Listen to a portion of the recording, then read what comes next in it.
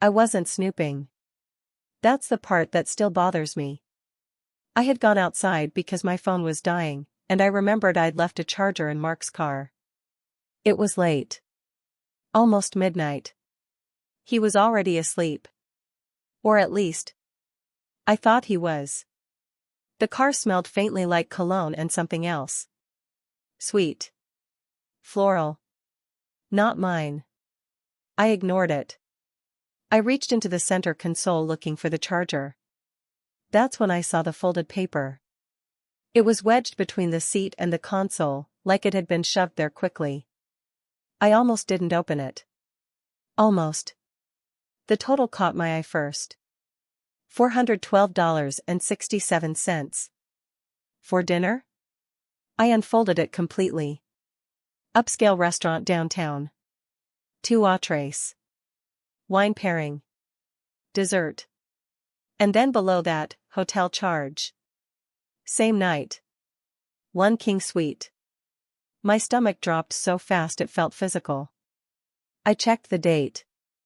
3 days ago. 3 days ago, he told me he was helping Kevin move apartments. Kevin lived across town. And Kevin definitely didn't require a king suite. I sat in the driver's seat for a long time. Just staring at it. Waiting for my brain to offer a reasonable explanation. Maybe it was a client dinner. Maybe the hotel was for a conference. Maybe. But then I saw the name written in pen on the top corner. Emily. With a little heart next to it. I stopped breathing. I didn't know any Emily. And Mark didn't work with an Emily. At least, not that I knew of. I walked back inside slowly. My hands were steady. Too steady. That's when everything changed. He was lying on his side, facing the wall. Breathing evenly. I stood there watching him for a full minute. Trying to see the man I married. Trying to find guilt on his face. There was none. I slid into bed quietly. I didn't say anything. Not yet. Because I didn't want an explanation. I wanted the truth. And those are not the same thing. The next morning, I made coffee like usual. He came into the kitchen stretching. "Morning," he said, kissing my forehead. I searched his eyes. Nothing. Just normal. "Did Kevin get everything moved?" I asked casually. He didn't hesitate. "Yeah. Long night though." "Must have been." He smiled. "Why?"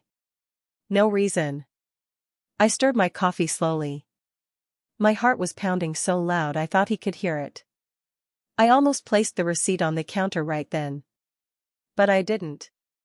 Because something told me, if he lies easily once, he lies easily twice. And I needed to see how good he really was at it. That evening, he was unusually attentive. He offered to cook dinner. He asked about my day.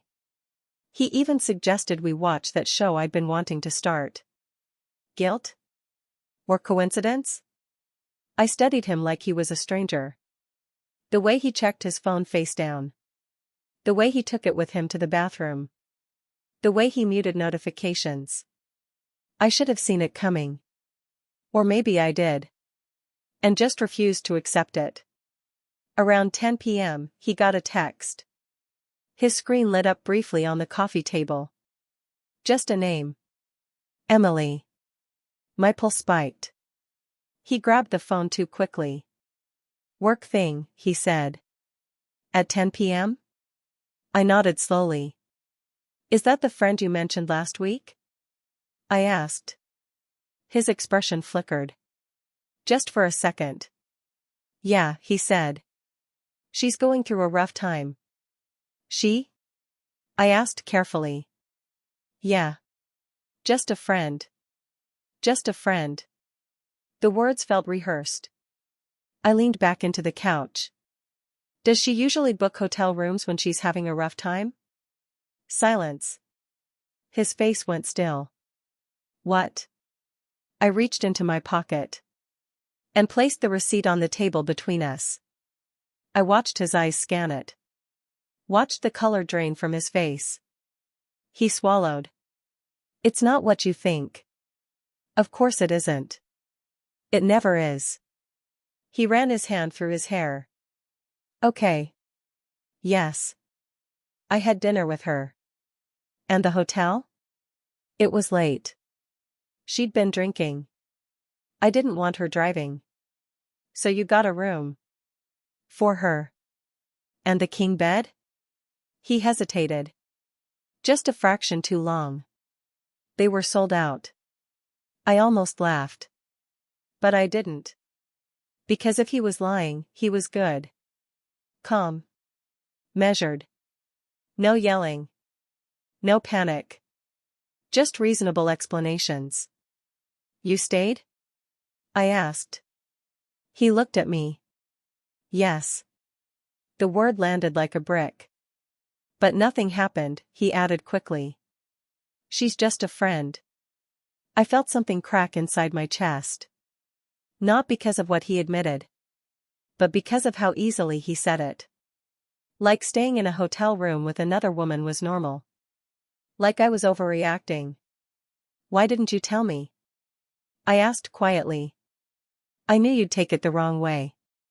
There it was. My fault. Subtle.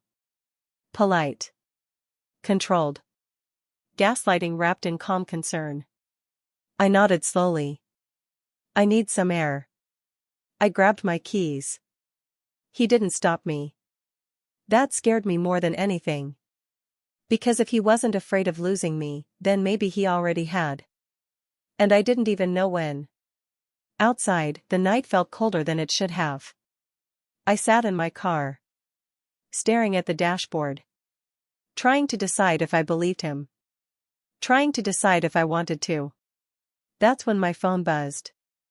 Unknown number. I almost ignored it. But something in my gut told me not to. I answered. Hello? There was a pause.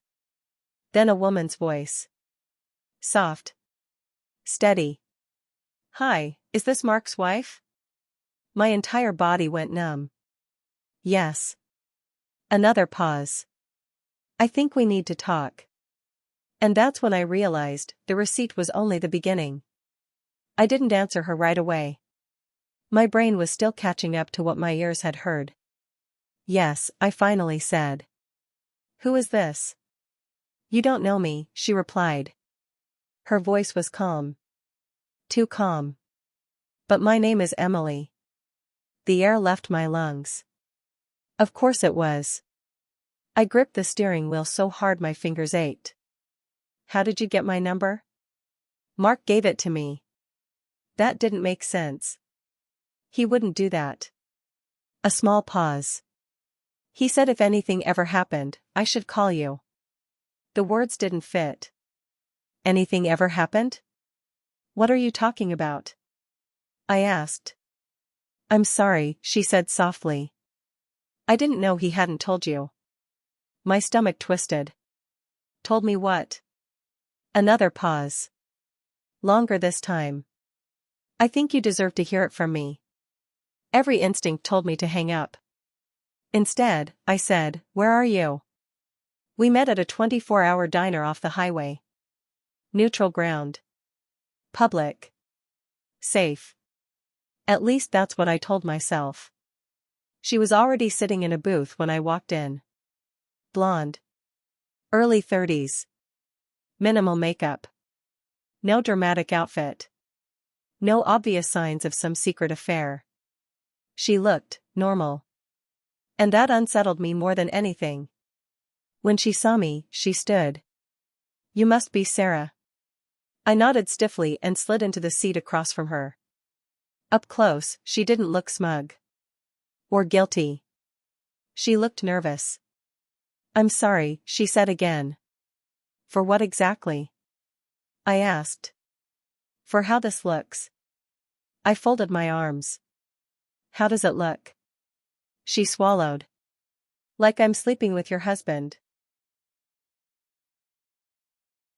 The word hung between us. Are you? I asked. She held my gaze. No, it came too quickly.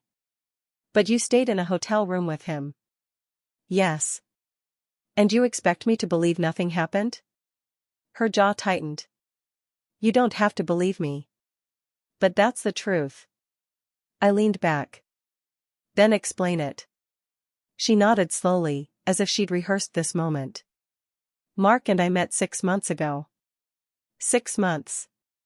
That was around the time he'd started working late more often. He didn't flirt, she continued. He didn't act inappropriate. He was kind. Kind. The word hit differently. He helped me through something, she said. What? She hesitated. My divorce. It was ugly.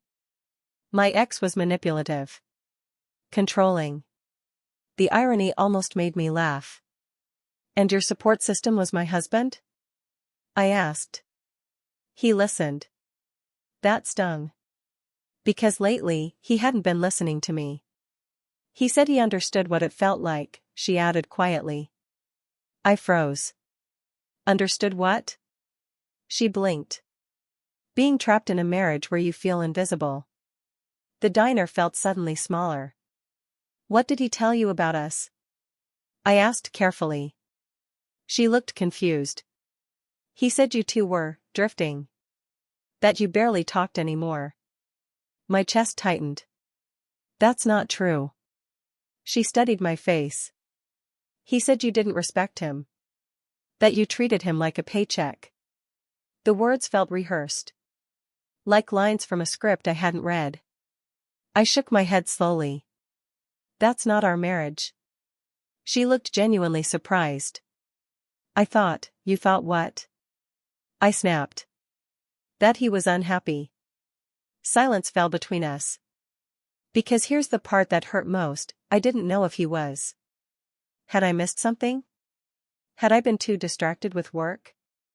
Too exhausted? Too comfortable? I hated that I was even asking myself that. Why the hotel? I asked finally. She sighed. That night. I wasn't okay.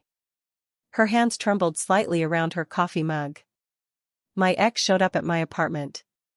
He wasn't supposed to be there. I panicked. I called Mark. I felt something shift inside me. He came immediately, she continued. We went to dinner to calm down.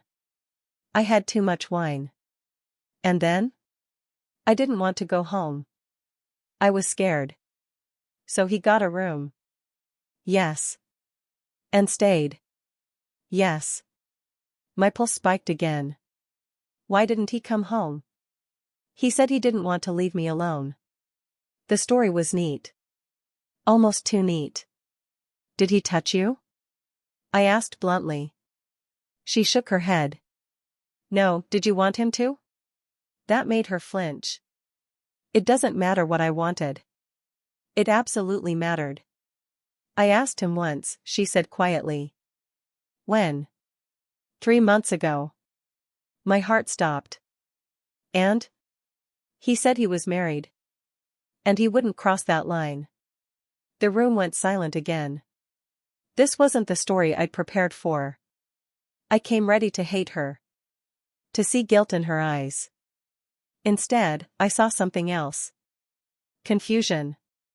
Regret. I didn't call you to fight, she said softly. Then why? Her answer came slowly. Because tonight he told me he was thinking about leaving you. The words slammed into me.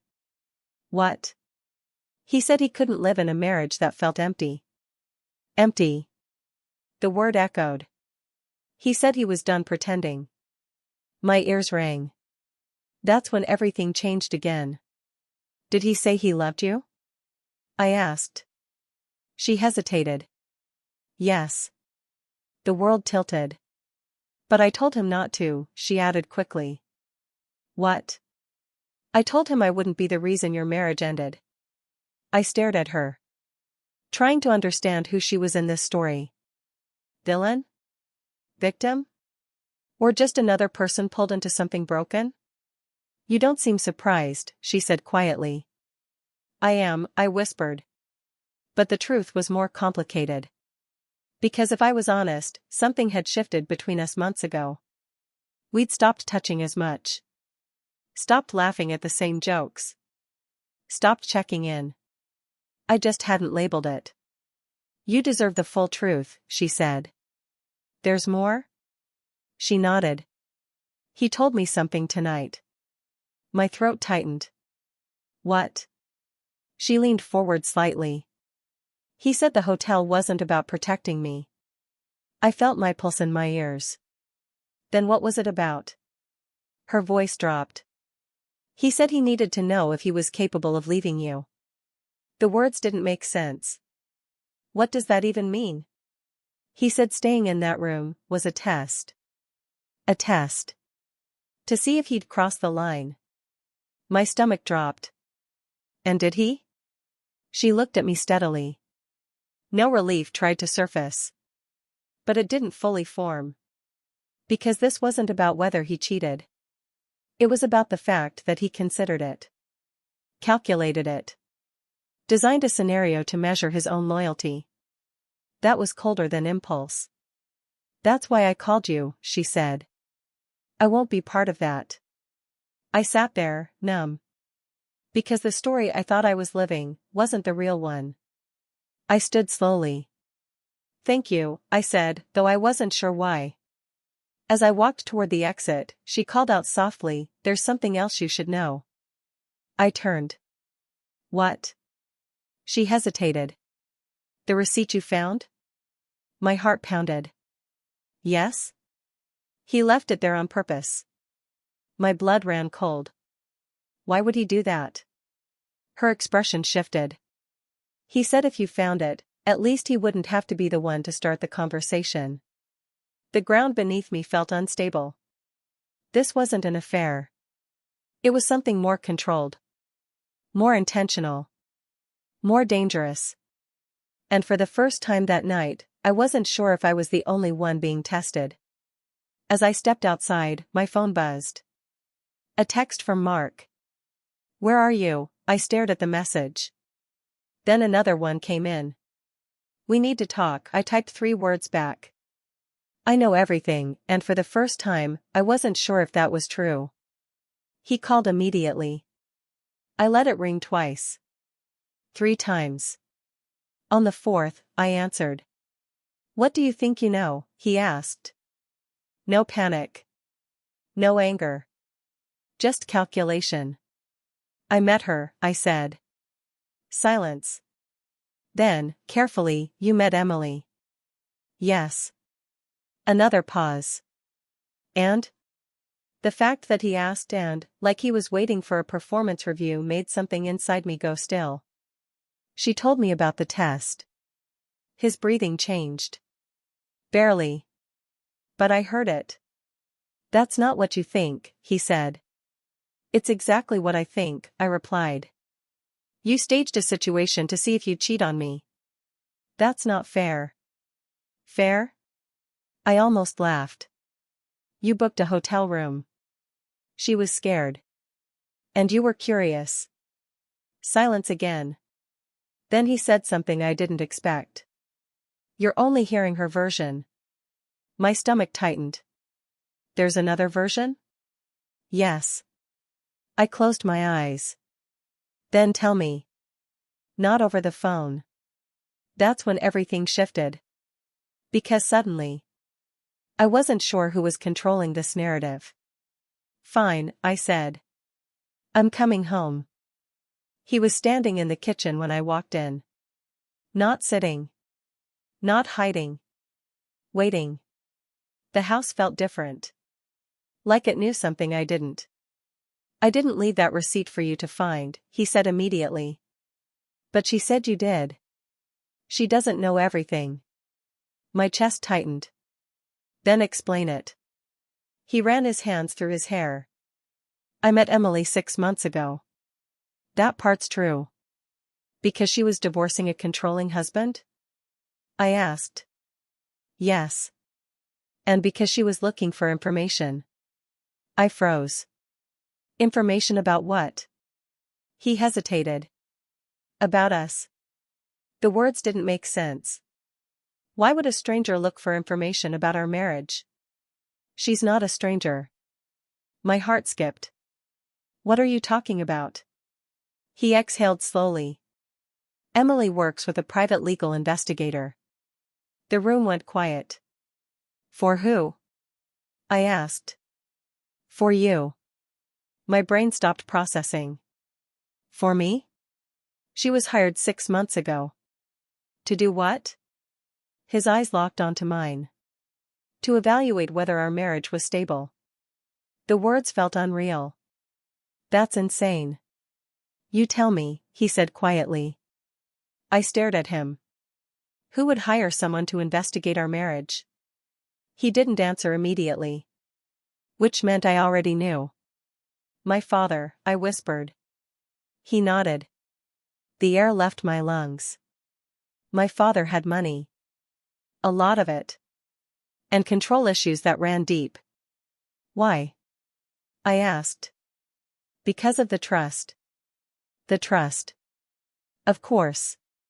My grandfather's estate had been placed in a family trust. Accessible fully only if I stayed married for 10 years. We were at year 9.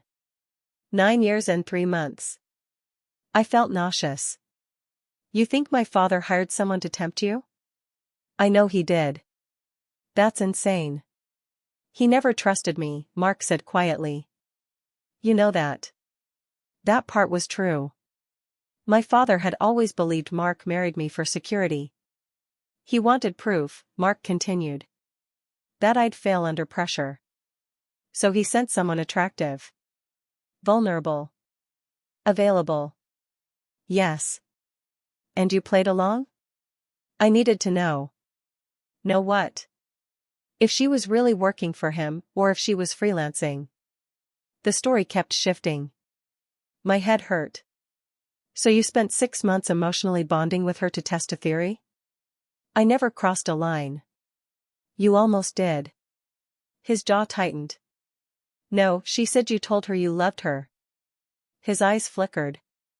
I said I felt connected to her. That's not better. Silence filled the space again. Did you know? He asked suddenly. Know what? About the investigation. No, he studied my face carefully. Like he was searching for cracks. And that's when it hit me. You think I set you up? I don't know what to think anymore. The accusation hurt more than the receipt. You think I'd hire someone to tempt my own husband? I think your father would. And you think I'd let him? He didn't answer. Which was worse than yes. That's when everything changed, I said quietly. He blinked. What? I came home thinking you might have cheated. And now? Now I don't know if we're victims, or suspects.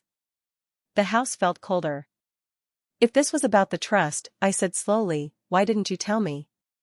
Because I didn't have proof. So instead you let me believe you were having an affair? I thought if you didn't know, it couldn't be used against you. Used against me.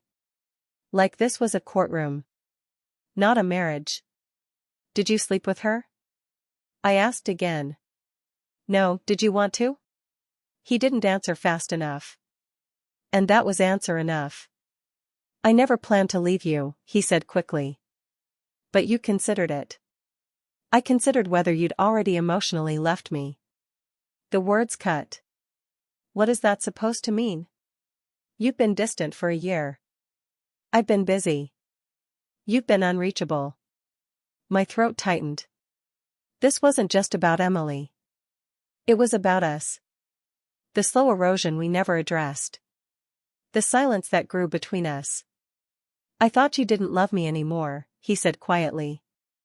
That hit harder than the rest. Why didn't you just ask me? Because if you said yes, I wouldn't survive it. The vulnerability in his voice felt real. And that scared me. Because real things are harder to dismiss. So what now? I asked. He hesitated. Emily quit. I froze. What? She told me tonight she won't be part of this anymore.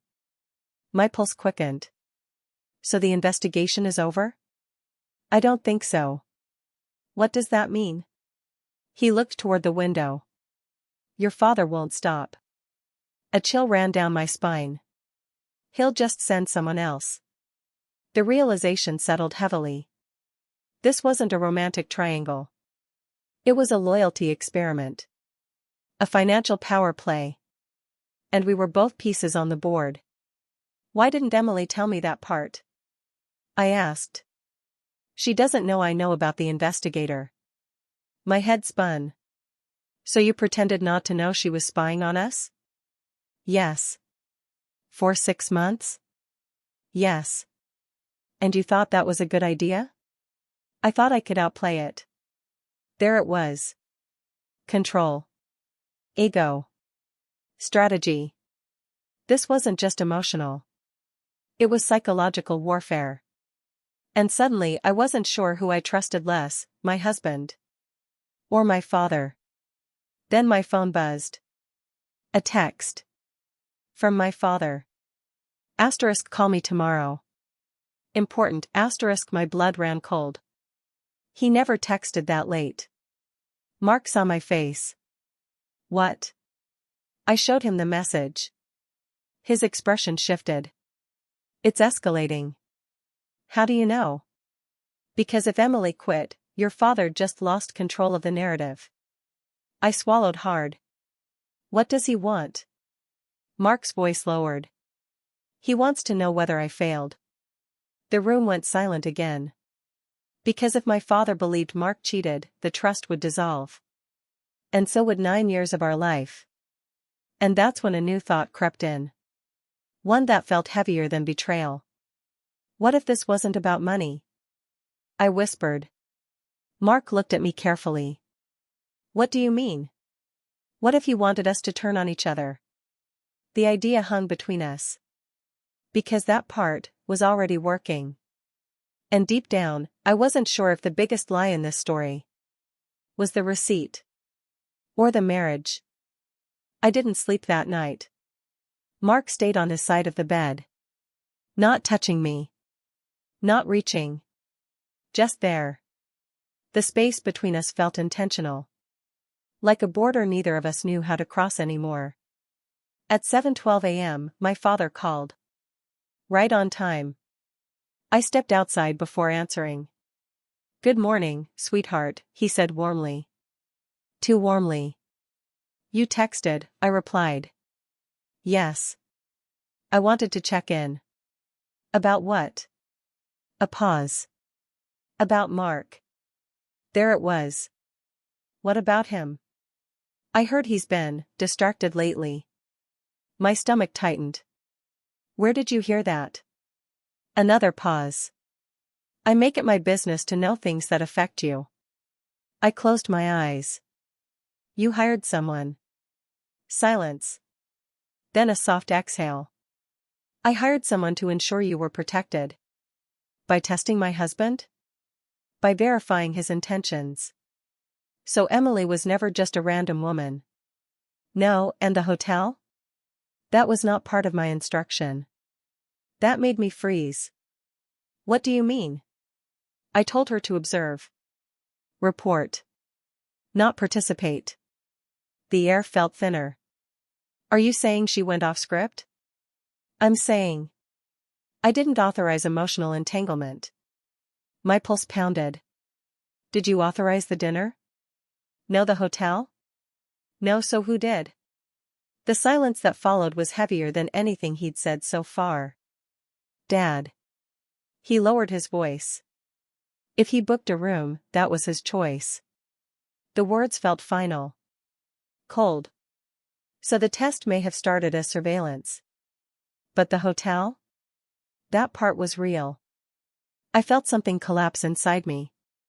Did she report that he cheated? My father asked carefully. I laughed bitterly. Is that what you're hoping for? I'm hoping for clarity. You don't get clarity by sabotaging someone's marriage. You don't protect your daughter by trusting blindly. There it was. His worldview.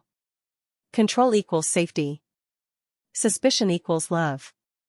I never asked you to protect me like this. You don't have to ask. I ended the call. Because suddenly, the investigation didn't matter anymore. What mattered was this: the hotel wasn't orchestrated. It wasn't strategic. It wasn't a chess move. It was a choice. Mark's choice. When I walked back inside, he was watching me. What did he say? He asked. He didn't authorize the hotel. His expression changed. Not shock. Recognition. You already knew that, I said quietly. He didn't answer. You let me believe it was all part of some grand setup. I didn't let you believe that. You encouraged it. Silence. Because now the layers were peeling back. You wanted me to blame my father, I continued. You wanted the villain to be external. That's not fair. Isn't it? His jaw tightened. I never touched her. That's not the only line you can cross. He looked away. And that's when I saw it. Not guilt. Not fear. But something worse. Regret. I didn't plan for it to go that far, he said quietly. How far? I didn't plan to feel something. The words hit harder than any confession. You felt something, I repeated. Yes. For her. Yes. The honesty was brutal. Raw. Unfiltered. Did you love her? He swallowed. I don't know. That hurt more than yes. Because uncertainty means possibility. And the hotel? He closed his eyes briefly. I booked it. Why? Because I wanted to see if I'd stop myself. I felt dizzy. So it was a test. Yes. But not for the trust. No, for you. His eyes met mine. For me? I needed to know if I was still choosing this marriage, or just staying in it. The words felt like knives. You used another woman to measure that? I used a moment. And? He hesitated. I didn't cross the line. That's your victory? No, he said quietly. My victory would have been not wanting to. That was the final twist. Not that he cheated. Not that my father manipulated us. But that my husband had reached a point where he needed a scenario to test his own loyalty. And that realization reframed everything. Because this wasn't about temptation. It was about distance. About the quiet drift we ignored. The nights we stopped talking. The mornings we moved on autopilot. The comfort that slowly turned into coexistence. I didn't want to lose you, he said. But you were already halfway gone. The truth sat between us. Heavy. Honest. I thought if I felt something for someone else, it meant ours was dead. And I didn't. I studied him carefully. You didn't feel anything? I felt curiosity. Validation. Attention. He didn't flinch. But I didn't feel home. That word landed differently. Home. I realized something in that room, he continued. What? That wanting to be wanted isn't the same as wanting to leave. Silence wrapped around us. And when you found the receipt? I asked. I panicked. So you let me think you were being investigated? Yes. Why? Because if the villain was your father, I didn't have to admit I was the weak one. There it was. The real confession. Not infidelity. Not conspiracy. Weakness. Emotional vulnerability. Ego. Fear of rejection. I sat down slowly. Because suddenly the story felt clearer. My father didn't ruin our marriage. Emily didn't. The hotel didn't. Distance did. Avoidance did. Silence did. Do you still want this? I asked quietly. He didn't answer immediately. And for the first time, I appreciated the pause. Yes, he said finally. But not like this. Then what?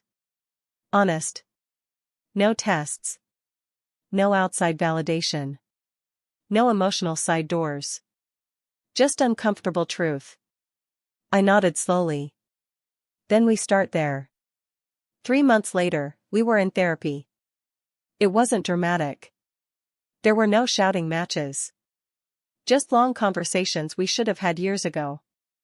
Emily sent one final message, I'm sorry for my part in this. I hope you both find clarity, I never responded. Because she wasn't the center of the story. We were. The trust remained intact. Legally. Financially. But something else shifted. We stopped pretending everything was fine. We stopped assuming love was automatic. We chose it. Daily. And that choice felt stronger than any test. That's when everything changed. Not because I found a receipt. But because I found the truth underneath it.